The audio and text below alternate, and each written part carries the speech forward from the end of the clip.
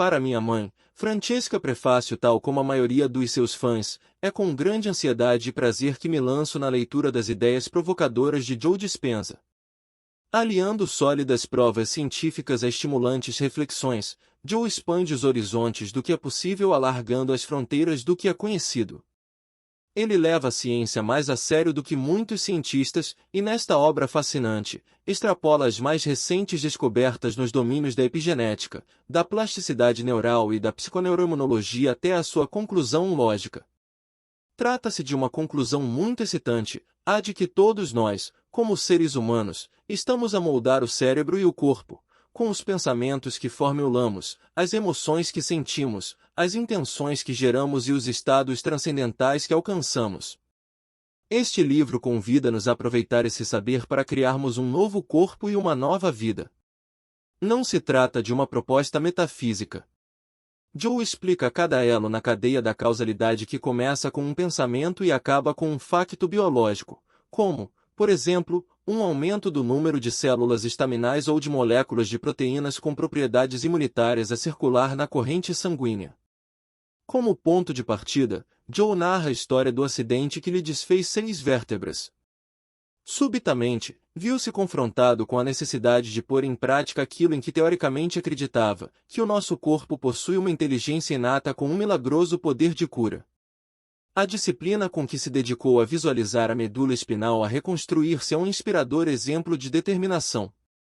As histórias de remissão espontânea e cura milagrosa são sempre muito inspiradoras, e nesta obra, Joe demonstra-nos que esses milagres estão ao alcance de todos. O nosso corpo integra o seu próprio sistema de regeneração e tanto a degeneração como a doença são a exceção e não a regra. Assim que percebermos que o nosso corpo se regenera, podemos começar a tirar partido desses processos fisiológicos, influenciando a síntese de hormonas, a produção de proteínas, de neurotransmissores e de canais neurais através dos quais as células enviam sinais. A anatomia do corpo não é estática, muito pelo contrário, muda constantemente.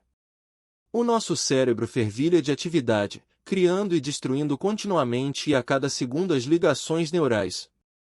Joe mostra-nos que podemos intervir premeditadamente nesse processo, assumindo a posição do condutor, em vez de sermos passageiros passivos. Nos anos 90, a biologia sofreu uma revolução, com a descoberta de que o número de ligações num conjunto de neurônios pode duplicar através da estimulação repetida. Foi essa conquista que valeu o prêmio Nobel ao neuropsiquiatra Eric Kandel. Posteriormente, Kandel ainda viria a descobrir que basta passarmos 3 semanas sem utilizar uma ligação neural para ela começar a regredir.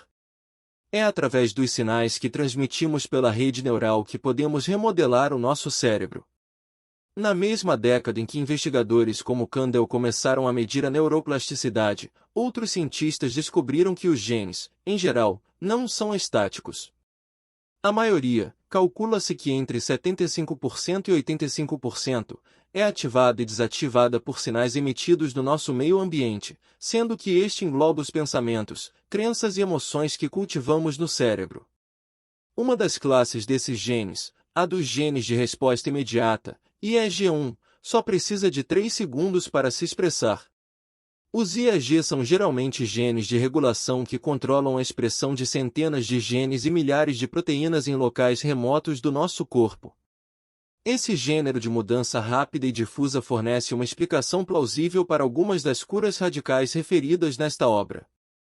Joe é um dos poucos autores de ciência que compreende totalmente a influência das emoções na transformação. As emoções negativas podem literalmente não passar de uma adição a níveis elevados das nossas próprias hormonas do estresse, como o cortisol e a adrenalina. Essas hormonas do estresse e as hormonas da descontração, como a DHEA e a oxitocina, têm valores fisiológicos e é por isso que nos sentimos desconfortáveis quando temos pensamentos ou aceitamos ideias que desestabilizam o equilíbrio hormonal. Este conceito está na fronteira do conhecimento científico sobre os comportamentos aditivos e a abstinência. Ao alterarmos o nosso estado interior, podemos alterar a nossa realidade exterior. É com muita perícia que Joe explica a cadeia de acontecimentos que começa com a criação de intenções no lóbulo frontal do cérebro e que depois se converte em mensageiros químicos chamados neuropéptidos, que enviam sinais pelo corpo todo, ativando ou desativando os interruptores genéticos. Algumas dessas substâncias químicas, como a oxitocina, a hormona do amor, estimulada pelo toque, associam-se a sentimentos de amor e confiança. Com a prática, podemos aprender a ajustar rapidamente os valores de regulação das hormonas do estresse e regeneradoras. A noção de que nos podemos curar pura e simplesmente traduzindo pensamentos e emoções pode parecer estranha no início. Nem Joe estava à espera dos resultados que observou nos participantes dos seus workshops quando começaram a aplicar essas ideias a fundo: remissão espontânea de tumores, paraplégicos a andar e enxaquecas a desaparecer. Foi com o deleite sincero e a curiosidade limitada de uma criança a brincar que Joe começou a ir mais longe, tentando perceber quão rapidamente se poderiam curar as pessoas se aplicassem o efeito placebo do corpo com plena convicção. Assim, o título deste livro reflete o facto de que são os próprios pensamentos, emoções e convicções que geram a sucessão de acontecimentos fisiológicos que ocorrem no corpo. Por vezes, poderá sentir um certo incômodo na leitura deste livro. Mas continue a ler. Esse incômodo é só o seu velho eu a protestar contra a inevitabilidade da mudança transformadora e os valores de regulação alterados. Joe assegura-nos de que essas sensações de incômodo podem ser simplesmente a sensação biológica do velho eu a desaparecer. A maioria das pessoas não terá tempo ou predisposição para compreender processos biológicos tão complexos. É por isso que este livro presta um grande serviço. Joe mergulha a fundo na ciência por detrás dessas mudanças, explicando-as de um modo acessível. Faz o trabalho mais duro nos bastidores para nos apresentar explicações simples e elegantes. Por meio de analogias e histórias de casos, demonstra como podemos aplicar exatamente essas descobertas no nosso dia a dia e dá exemplos de pessoas que melhoraram extraordinariamente o seu estado de saúde porque as levavam a sério. Uma nova geração de investigadores cunhou um termo para designar a prática que Joe define: neuroplasticidade autodirigida, SDN2. A noção associada ao termo é a de que somos nós que dirigimos a formação de novos canais neurais e a destruição de velhos, através da qualidade das experiências que cultivamos. Creio que a SDN se tornará um dos conceitos mais fortes na área da transformação pessoal e da neurobiologia na próxima geração e que esta obra estará na vanguarda desse movimento. Nos exercícios de meditação da parte 2 desta obra, a metafísica avança para a manifestação concreta. Pode fazer essas meditações sozinho e sentir em primeira mão as extraordinárias possibilidades de se curar a si próprio. O objetivo que aqui se propõe é que modifique as ideias e convicções que tem acerca da vida a um nível biológico, para poder acarinhar um novo futuro, trazendo-o para o plano concreto da existência. Embarque nesta viagem encantada que irá alargar as perspectivas que tem do que é possível e o desafiará a receber de braços abertos um nível radicalmente diferente de funcionar e de se regenerar. Não tem nada a perder por se entregar a isto com entusiasmo e descartar os pensamentos, sentimentos e valores fisiológicos que limitaram o seu passado. Acredite que é capaz de realizar o seu potencial máximo e haja com inspiração, para se tornar o placebo gerador de um futuro pleno de felicidade e saúde para si e para o nosso planeta. Dawson Chart, autor de The Genie Y Our Genes, uma sigla de Immediate Early Genes. M da T. Duas siglas de Self-Directed Neuroplasticity. M da T. Prefácio: Despertar. Nunca pensei fazer nada disto. Foi como se o trabalho que faço atualmente como orador, autor e investigador me tivesse escolhido. Há pessoas que só despertam com um susto. Em 1986, tive esse susto. Num belo dia de abril, estava eu em Palm Springs, no sul da Califórnia, a participar num triatlo, quando tive o privilégio de ser atropelado. Esse acontecimento mudou a minha vida e levou-me a encetar esta viagem. Tinha 23 anos, começara recentemente a minha carreira de quiroprático em La Jolla, na Califórnia, e passará meses a treinar para aquele triatlo. Tinha terminado o segmento de natação e estava no de ciclismo, quando o acidente aconteceu. Estava a chegar a uma curva traiçoeira e sabia que ia entrar no trânsito. Um polícia, que se encontrava de costas voltadas para os carros que circulavam em sentido contrário, fez-me sinal para virar à direita e seguir o percurso. Como estava a esforçar-me ao máximo e concentrado na corrida, não tirei os olhos dele. Ao ultrapassar dois ciclistas especificamente nessa esquina, um Bronco de tração às 4 rodas, vermelho, que vinha a cerca de 90 km por hora, bateu na minha bicicleta por trás e fui projetado no ar, caindo estatelado de costas. Devido ao excesso de velocidade e aos reflexos lentos da idosa que o conduzia, o jipe continuou a avançar na minha direção. Com o para-choques à frente, agarrei-me, para não ser atropelado e ficar entre o metal e o asfalto. Assim, fui arrastado pela estrada, até a condutora se aperceber do que se estava a passar. Quando finalmente fez uma travagem brusca, andei aos tombos por mais uns 20 metros. Ainda me lembrou do som das bicicletas a passarem, e dos gritos de horror e asneiras dos ciclistas, sem saber se deviam parar para me ajudar ou continuar a corrida. Estendido no chão, só podia desistir. Viria a saber que tinha partido 6 vértebras, sofrerá fraturas de compressão nas vértebras torácicas 8, 9, 10, 11 e 12, e na lombar 1, desde as omoplatas aos rins. As vértebras estão empilhadas como blocos independentes na coluna vertebral e o impacto da queda partiu-as e comprimiu-as. A 8ª vértebra torácica, a mais acima que parti, ficou 60% desfeita e o arco circular que continha e protegia a medula espinal partiu-se e comprimiu-se como um pretzel. Quando uma vértebra se comprime e fratura, o osso tem de ir para algum lado. No meu caso, uma boa quantidade de fragmentos penetrou na minha medula espinal. Não era, de modo algum, uma perspectiva animadora. Como se estivesse a viver um pesadelo, na manhã seguinte, acordei com uma série de sintomas neurológicos, vários tipos de dor, vários graus de dormência, picadas e uma certa perda de sensação nas pernas, bem como alguma dificuldade em controlar os movimentos. Depois de fazer todas as análises ao sangue, radiografias, TAC e ressonâncias magnéticas no hospital, o cirurgião ortopedista mostrou-me os resultados e deu-me a notícia num tom soturno, para conter os fragmentos ósseos que tinha na medula espinal. Teria de me submeter a uma cirurgia de implantação de uma haste de Harrington, o que implicaria cortar a parte de trás das vértebras de 2 a 3 segmentos acima e abaixo das fraturas, e depois, aparafusar e fixar 2 hastes de aço inoxidável, com cerca de 30 centímetros em cada lado da coluna vertebral. Em seguida, raspariam 2 fragmentos da anca para cobrirem as hastes. Seria uma cirurgia grande, mas que me poderia dar a hipótese de voltar a andar. Apesar disso, sabia que o mais provável seria ficar com algum tipo de incapacidade e passar o resto da minha vida a sofrer de dores crônicas. Escusado será dizer que a ideia não me agradou. No entanto, se optasse por não fazer a cirurgia, o mais certo seria ficar paralisado. O melhor neurologista de Palm Springs, que concordou com a opinião do primeiro cirurgião, disse-me que não conhecia nenhum paciente nos Estados Unidos na mesma situação que eu que se recusasse a fazê-la.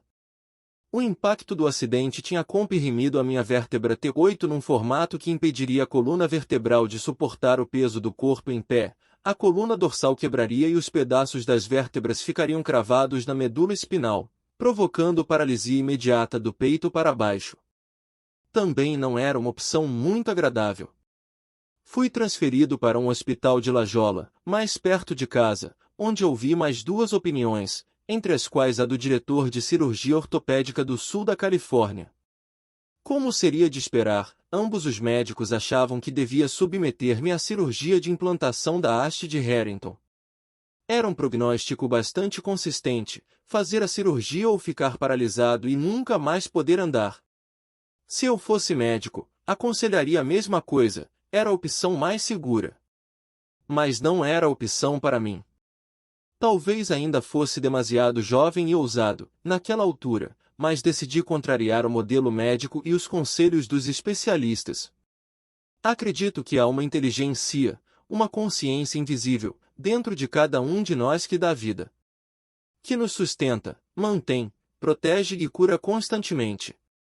que cria quase 100 mil bilhões de células especializadas, a partir de apenas duas, que faz com que o coração bata centenas de milhares de vezes por dia e que é capaz de organizar centenas de milhares de reações químicas numa só célula, a cada segundo que passa, entre tantas outras coisas espantosas. Na altura, pensei que, se essa inteligência fosse real e pudesse mesmo demonstrar tais capacidades de forma deliberada, consciente e com amor, talvez pudesse desviar a atenção do mundo exterior e mergulhar no meu interior para me ligar a essa inteligência e desenvolver uma relação com ela. No entanto, se antes compreendia intelectualmente a capacidade do corpo para se curar, agora, para criar uma verdadeira experiência de cura, teria de aplicar e expandir essa filosofia para além de todos os limites. E uma vez que não podia ir a lado nenhum e só podia estar deitado de barriga para baixo, decidi fazer duas coisas. Em primeiro lugar, todos os dias concentraria toda a atenção consciente nessa inteligência em mim para lhe dar um plano, um modelo e uma visão com ordens muito específicas, entregando, depois, a minha cura a essa mente superior com poder ilimitado, permitindo-lhe fazê-la por mim. Em segundo lugar, não deixaria nenhum pensamento indesejado invadir a minha consciência. Parece fácil, não é? Uma decisão radical contrariando os conselhos da minha equipa médica, deixei o hospital numa ambulância com destino à casa de dois grandes amigos, onde fiquei nos 3 meses seguintes, concentrado na minha cura. Tinha uma missão a cumprir. Decidi que começaria todos os dias por reconstruir a minha coluna, vértebra a vértebra, e mostraria a essa consciência, se ela prestasse atenção aos meus esforços, o que queria. Sabia que para isso precisaria da minha presença total, ou seja, precisaria de estar presente no momento, sem pensar no passado ou sentir arrependimentos, sem me preocupar com o futuro, obsessivamente centrado nas condições da minha vida exterior, na dor ou nos sintomas. Tal como em qualquer relação humana, sabemos quando a outra parte está presente ou ausente, não é? Uma vez que a consciência é um estado de alerta em que prestamos atenção e prestar atenção é estar presente e reparar nas coisas, essa consciência saberia se eu estava presente ou ausente. Teria de estar totalmente presente nas minhas interações com essa mente, a minha presença teria de acompanhar a sua presença, a minha vontade teria de acompanhar a sua vontade e a minha mente teria de acompanhar a sua mente. Assim, todos os dias, 2 vezes por dia, passava 2 horas mergulhado no meu interior a criar a imagem do resultado que pretendia obter, uma coluna totalmente restabelecida naturalmente, ganhei consciência do quanto era disperso e desconcentrado. É irônico. Foi então que me apercebi de que, quando ocorre uma crise ou um trauma, damos demasiada atenção e despendemos demasiada energia a pensar no que não queremos e não no que queremos. Nas primeiras semanas, ainda tinha essa tendência para viver de momento em momento. Durante a minha meditação para criar a vida que queria com uma coluna totalmente recuperada, de repente apercebia-me de que tinha estado inconscientemente a pensar no que me tinham dito os cirurgiões algumas semanas antes, que o mais provável seria nunca mais andar.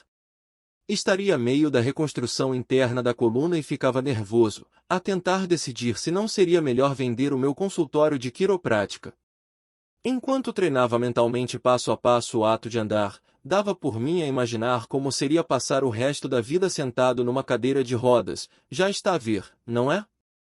De cada vez que perdia a atenção e deixava a mente vaguear por pensamentos estranhos, tinha de recomeçar todo o esquema da criação de imagens. Era entediante, frustrante e, muito sinceramente, uma das coisas mais difíceis que já alguma vez fizera. Mas pensava para comigo que a imagem final que queria que o observador em mim visse teria de ser nítida, limpa e contínua. Para que essa inteligência conseguisse fazer o que eu esperava, o que eu sabia que seria capaz de fazer, do princípio ao fim, teria de me manter consciente e evitar a dispersão inconsciente. Por fim, após 6 semanas a lutar comigo próprio e a esforçar-me por me manter presente com essa consciência, consegui passar a entrar no processo de reconstrução interior sem paragens e sem ter de recomeçar sempre do início. Lembro-me do dia em que o fiz pela primeira vez, foi como bater na bola de tênis exatamente no sítio certo. Senti que qualquer coisa estava bem. Fez um clique. Fiz um clique. Senti-me mais completo, satisfeito e pleno. Pela primeira vez, estava verdadeiramente descontraído e presente, de corpo e mente. Não ouvia o constante diálogo mental, não analisava nada, não pensava, não estava obcecado com nada, nem tentava fazer nada, desaparecer a qualquer coisa, dando lugar a uma espécie de paz e silêncio. Era como se já não me importasse com nada daquilo com que me preocupava no passado e que me inquietava no futuro. E essa noção consolidou a minha viagem interior, porque, mais ou menos nessa altura, criar a visão daquilo que queria, da reconstrução das minhas vértebras, começou a tornar-se mais fácil de dia para dia. Mais importante, comecei a reparar em mudanças psicológicas bastante significativas. Foi nesse momento que comecei a correlacionar o que estava a fazer dentro de mim para criar essa mudança com o que estava a ocorrer fora de mim, no meu corpo. Assim que fiz essa correlação, comecei a prestar mais atenção ao que estava a fazer e a fazê-lo com mais convicção, e a fê-lo repetidamente. Consequentemente, continuei a fazê-lo com alegria e inspiração e não com a sensação de estar a fazer um esforço terrível e pesado. De repente, passei a conseguir realizar em menos tempo que antes demorava 2 a 3 horas a realizar numa sessão. Tinha mais tempo disponível, por isso, comecei a pensar em como seria ver novamente o pôr do sol à beira da água ou almoçar com os meus amigos na mesa de um restaurante, e pensei que nunca mais tomaria nada disso como garantido. Imaginei-me a tomar um duche e a sentir a água na cara e no corpo, ou simplesmente a usar a casa de banho ou a caminhar na praia em San Diego, com o vento a bater-me no rosto. Coisas a que nunca deram o devido valor antes do acidente, mas que ganhavam agora importância, e levei algum tempo até as sentir emocionalmente como se estivesse mesmo a vivê-las. Na altura, não sabia bem o que fazia, mas agora sei. Começava a pensar em todos os futuros possíveis que existiam no plano quântico e sentia cada um deles emocionalmente. E ao selecionar esse futuro intencional com o qual me fundia, com a elevação emocional do que seria estar efetivamente lá, no momento presente, o meu corpo começou a acreditar que estava mesmo nesse futuro. Quanto mais a minha capacidade para observar o destino que desejava se apurava, mais as minhas células se reorganizavam. Passei a assinalar os genes de formas diferentes e o meu corpo começou realmente a melhorar com maior rapidez. Estava a aprender um dos mais importantes princípios da física quântica: a mente e a matéria não são elementos independentes, e os nossos pensamentos e sentimentos conscientes e inconscientes são os mapas que controlam o destino. A persistência, a convicção e o enfoque necessários para expressar qualquer potencial e futuro estão presentes na mente humana e na mente de infinito potencial do plano quântico. Ambas as mentes se devem trabalhar em conjunto para fazer surgir qualquer realidade futura que já exista potencialmente. Apercebi-me de que, nesse sentido, somos todos divinos criadores, independentemente de raça, cultura, estatuto social, formação, crenças religiosas ou, até, erros passados. Pela primeira vez na vida, senti-me realmente abençoado. Tomei outra decisão fundamental em relação à minha cura. Estabeleci um regime completo, descrito em pormenor na obra Evolve Your Brain, Desenvolva o Seu Cérebro, que incluía alimentação, visitas de amigos que praticavam cura energética e um elaborado programa de reabilitação. Mas, nessa altura, nada era mais importante do que entrar em contato com essa inteligência dentro de mim e, através dela, utilizar a mente para curar o corpo. 9 semanas e meia após o acidente, levantei-me e retomei a minha vida sem gesso ou qualquer tipo de cirurgia. Tinha conseguido recuperar totalmente. Às 10 semanas, recomecei a receber pacientes, às 12, a treinar com pesos, enquanto continuava o trabalho de reabilitação. Agora, cerca de 30 anos depois, posso dizer com toda a sinceridade que quase nunca mais senti dores nas costas. A investigação começa a sério a minha aventura, porém, não ficou por aí. Como seria de esperar, já não era a mesma pessoa. Tinha mudado em muitos aspectos. Iniciara-me numa realidade que ninguém que conhecia conseguia realmente entender. Não me identificava com muitos dos meus amigos e de forma alguma seria capaz de retomar a mesma vida que tinha antes do acidente. Tudo aquilo a que dava mais importância deixará de me importar. E na minha cabeça surgiam grandes questões, como: quem sou eu? Qual é o sentido da vida? O que faço aqui? Qual é o meu propósito? E o que ou quem é Deus? Não tardei a deixar San Diego e a mudar-me para o noroeste do Pacífico, onde acabei por abrir uma clínica de quiroprática perto de Olímpia, em Washington. Contudo, no início, mantive-me bastante recolhido e estudei espiritualidade. Com o tempo, também ganhei interesse pelas remissões espontâneas, quando as pessoas se curavam de uma doença ou condição grave consideradas terminais ou permanentes, sem recorrerem a intervenções da medicina convencional, como cirurgias ou fármacos. Nas longas e solitárias noites do período de recuperação em que não conseguia dormir, tinha feito um pacto com a tal consciência: se voltasse a andar, passaria o resto da vida a investigar e a estudar a ligação mente-corpo e o conceito de mente sobre a matéria. E é praticamente só isso que tenho feito nas últimas 3 décadas. Viajei por vários países à procura de pessoas que tivessem estado doentes e que, após terem recebido tratamentos convencionais ou não convencionais sem qualquer êxito, tendo ficado na mesma ou até piorado, de repente, melhoraram. Comecei a entrevistá-las para descobrir o que tinham em comum, e tentar perceber e registrar o que as fizera melhorar, pois a minha paixão era unir a ciência à espiritualidade. O que apurei foi que todos esses casos milagrosos se apoiavam numa forte componente mental. O cientista em mim começou a ficar muito ansioso e cada vez mais inquisitivo. Regressei à universidade para estudar as mais recentes investigações realizadas no campo da neurociência e estudei neuroimagiologia, neuroplasticidade, epigenética e psiconeuroimunologia. Então, pensei para comigo que, sabendo o que essas pessoas tinham feito para melhorar e sabendo tudo o que já aprenderá sobre a ciência de alterar a mente, ou que pelo menos pensava saber, seria capaz de reproduzir esse fenômeno tanto em pessoas doentes como em pessoas sãs que quisessem fazer mudanças para melhorar o estado de saúde, das relações, das carreiras profissionais, das famílias e das suas vidas em geral. Nessa altura, fui convidado para fazer parte do grupo de 14 cientistas e investigadores apresentados no documentário O Que Raio Sabemos Nós? De 2004, que se tornou um êxito da noite para o dia. O filme convida-nos a questionar a natureza da realidade, depois, a verificar se as nossas observações são ou não matéria de substância ou, melhor ainda, se as mesmas se consubstanciam em matéria ou não. O filme e os conceitos que expunha andavam na boca do mundo inteiro. Foi mais ou menos nesse contexto que, em 2007, publiquei o meu primeiro livro, Evolve Your Brain, The Science of Changing Your Mind. Depois do lançamento, as pessoas começaram a perguntar-me: como é que consegue? Como muda e como cria a vida que deseja? Essas não tardaram a ser as perguntas mais frequentes. Assim, reuni uma equipa para começar a organizar workshops nos Estados Unidos e noutros países sobre o funcionamento do cérebro e como podemos reprogramar o pensamento, recorrendo aos princípios neurofisiológicos. A princípio, esses workshops baseavam-se sobretudo na partilha de informações, mas as pessoas queriam mais e acabei por acrescentar meditações para complementar e consolidar a informação.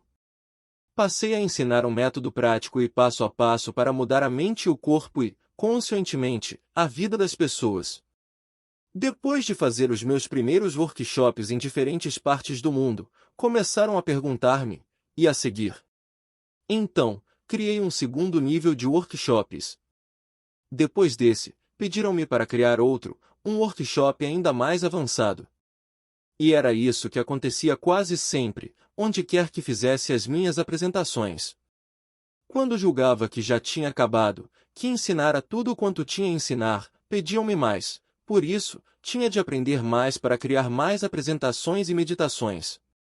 Desenvolveu-se uma dinâmica e recebi feedback muito positivo. As pessoas conseguiam eliminar alguns hábitos autodestrutivos que as impediam de ser mais felizes. Apesar de, até aquela data, eu e os meus sócios só termos assistido a pequenas mudanças, nada de muito significativo, as pessoas adoravam a informação que lhes passávamos e queriam continuar a praticar. Por essa razão, ia sempre onde me convidavam. Pensava para comigo que havia de chegar uma altura em que deixariam de me convidar e em que ficaria a saber que já não tinha mais nada a ensinar nessa área. Cerca de 1 ano e meio depois do nosso primeiro workshop, eu e a minha equipa começamos a receber vários e-mails dos nossos participantes sobre as mudanças positivas que sentiam, por fazerem as meditações regularmente. Uma onda de mudança começara a manifestar-se nas vidas das pessoas, fazendo-as transbordar de alegria. O feedback que recebemos no ano seguinte chamou-nos a atenção. Os participantes começavam a relatar não só mudanças subjetivas na sua saúde física, mas também melhorias nas avaliações objetivas dos exames clínicos. Em alguns casos, os exames até apresentavam resultados perfeitamente normais. Essas pessoas tinham conseguido reproduzir exatamente as mudanças físicas, mentais e emocionais que eu estudará, observar e descrevera na minha obra Evolve Your Brain. Era uma grande excitação para mim testemunhar tal fenômeno, porque sabia que tudo que se repete se pode tornar uma lei científica. Muitas pessoas enviavam-nos e-mails a começar com a mesma expressão, nem vão acreditar, e essas mudanças deixavam de ser mera coincidência. Foi então que, pouco depois, ainda nesse ano, no decorrer de 2 eventos em Seattle, começaram a acontecer coisas extraordinárias. No primeiro evento, uma mulher com esclerose múltipla, chegou ao workshop apoiada num andarilho e saiu a caminhar sem ele. No segundo evento desse ano em Seattle, outra mulher que sofria de há 10 anos começou a dançar, declarando que deixará completamente de sentir a paralisia e a dormência que antes sentia no pé esquerdo. Lerá mais sobre essas mulheres e outras pessoas como elas nos próximos capítulos.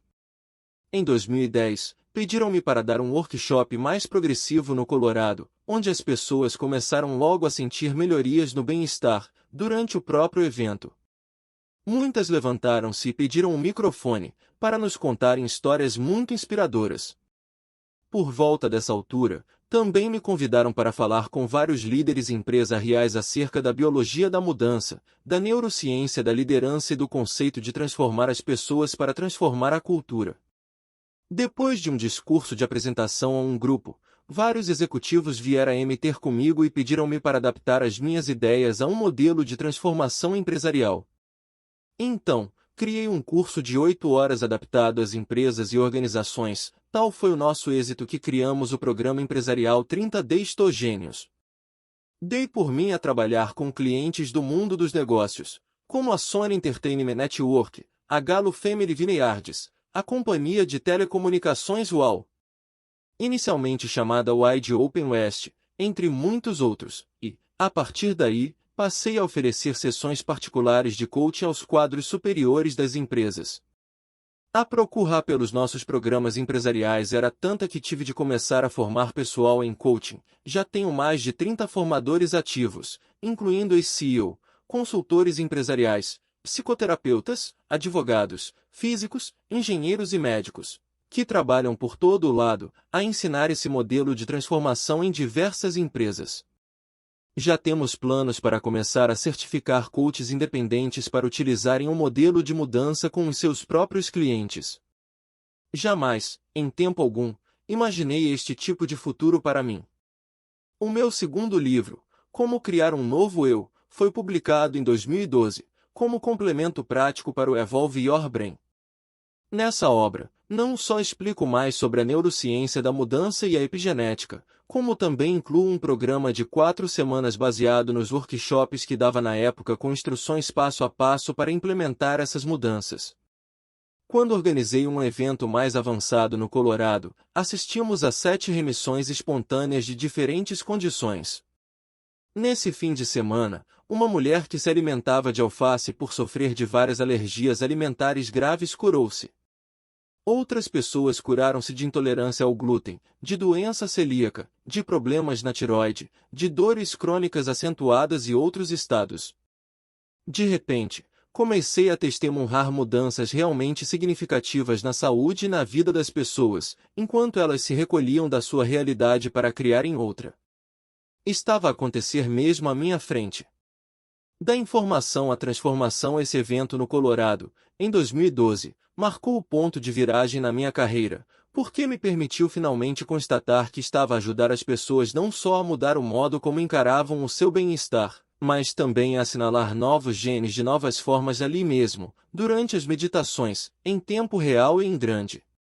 Se alguém que tinha passado anos doente com um problema de saúde como o lúpus ficava bem com 1 hora de meditação, só podia ser porque alguma coisa importante tinha ocorrido na mente e no corpo dessa pessoa. Queria descobrir uma forma de medir essas mudanças enquanto elas ocorriam nos workshops, para percebermos o que se estava a passar exatamente. Foi por isso que, no início de 2013, comecei a oferecer um novo tipo de evento que lançou os nossos workshops para um nível bastante superior. Para esse workshop de 4 dias que se realizou no Arizona com mais de 200 participantes, convidei uma equipe de investigadores composta por neurocientistas, técnicos e físicos quânticos com instrumentos especializados. Os especialistas utilizaram o seu equipamento para medir o campo eletromagnético do ambiente da sala para verificar se a energia se ia alterando à medida que o workshop avançava. Além disso, mediam o campo de energia em torno de cada participante e os centros de energia dos seus corpos, também denominados chakras, para verificar se eles os conseguiam influenciar. Para fazer essas medições, utilizaram instrumentos muito sofisticados, tais como eletroencefalograma, EEG, para controlar a atividade elétrica do cérebro, eletroencefalograma quantitativo, EEG, para fazer uma análise computadorizada dos dados do EEG, variação da frequência cardíaca, VFC, para documentar a variação dos intervalos de tempo entre as batidas cardíacas e a coerência cardíaca, uma medição do ritmo cardíaco que reflete a comunicação entre o coração e o cérebro, e visualização por descarga de gás, VDG, para medir as mudanças nos campos bioenergéticos. A experiência consistiu em analisar imagens cerebrais de vários participantes, umas realizadas antes e depois do evento, para podermos entender o que se passava no mundo interno do cérebro humano, e outras durante o evento, para tentar medir eventuais mudanças nos padrões cerebrais em tempo real, durante as 3 meditações que orientei todos os dias. Foi um grande evento. Uma pessoa com a doença de Parkinson deixou de sofrer de tremores. Outra curou a lesão cerebral resultante de um trauma. Pessoas com tumores no cérebro e no corpo descobriram que estes tinham desaparecido. Muitas que padeciam de artrite sentiram um alívio da dor pela primeira vez em vários anos. Todas essas ocorrências foram só algumas das muitas mudanças profundas que ocorreram nesse workshop. Foi no decorrer desse evento fantástico que conseguimos finalmente captar mudanças objetivas no domínio científico da medição e documentar mudanças subjetivas que os participantes relatavam na sua saúde. Não me parece ser exagerado dizer que o que observamos e registramos fez história. Mais adiante, nesta obra, demonstro o que somos capazes de fazer, através de algumas histórias de pessoas vulgares a fazerem coisas extraordinárias. Era esta a minha intenção ao desenvolver esse workshop. Queria dar às pessoas informação científica e ensiná-las a aplicar essa informação para conseguirem realizar importantes transformações. Afinal, a ciência é a linguagem contemporânea do misticismo. Aprendi que assim que começamos a falar na linguagem da religião ou da cultura e que começamos a citar a tradição, dividimos o público. Mas a ciência une as pessoas e desmistifica o místico. Além disso, descobri que se conseguisse ensinar o modelo científico de transformação, com um pouco de física quântica à mistura para ajudar a compreender a ciência da possibilidade, combinando-o com as mais recentes descobertas da neurociência, da neuroendocrinologia, da epigenética e da psiconeuroimunologia, as instruções mais adequadas e a oportunidade de aplicar essa informação, as pessoas conseguiriam concretizá-la. E se eu pudesse fazer medindo a transformação enquanto esta estivesse a acontecer, poderia utilizar essa medição como complemento para esclarecer os participantes sobre a transformação que tinham acabado de sentir. Com essa informação, poderiam fazer outra transformação e daí por diante, num processo cada vez mais fácil. As pessoas iriam fechando o fosso entre quem pensam que são e quem realmente são, divinos criadores. Chamo a esse conceito da informação a transformação e tornou-se a minha nova paixão. Agora, Ofereço um curso online intensivo de 7 horas e também dou pessoalmente 9 ou 10 workshops progressivos de 3 dias por ano, por todo o mundo, mais 1 ou 2 workshops avançados de 5 dias. Com a presença dos cientistas que referi o seu equipamento para medir as mudanças ocorridas no cérebro, na função cardíaca, na expressão genética e na energia em tempo real. Os resultados são espantosos e é neles que se baseia este livro.